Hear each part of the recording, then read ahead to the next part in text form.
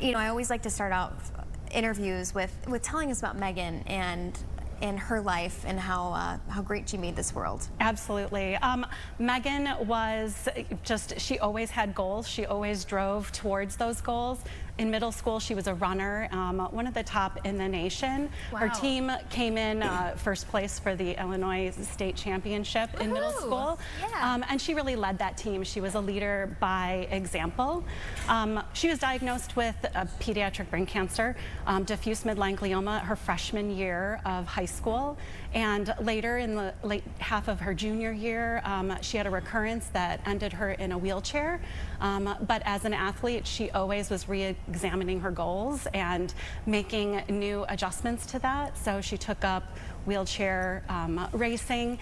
In addition to just fighting cancer, she wanted to live and do as much as she can through that time. And so she actually ended up as a wheelchair track racer at the University of Illinois, fulfilling her dreams of a D1 athlete, all through her almost 5-year battle with brain cancer that took her life. So, talking about her diagnosis, as a parent, what was that process like, and what were the warning signs that you guys had?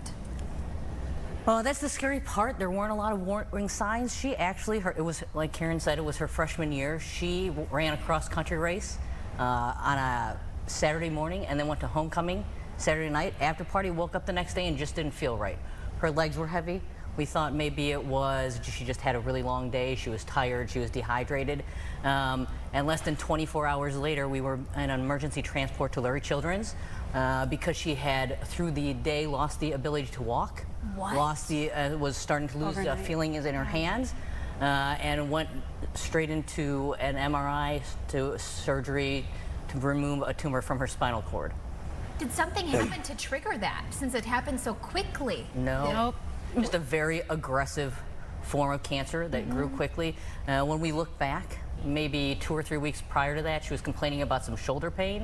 But as we talked about, she was an athlete. Yep. So that was just part of the bumps and dings of being an athlete. Yeah. So we treated it with some basic stuff, but never imagined that it's going to turn into a cancerous tumor.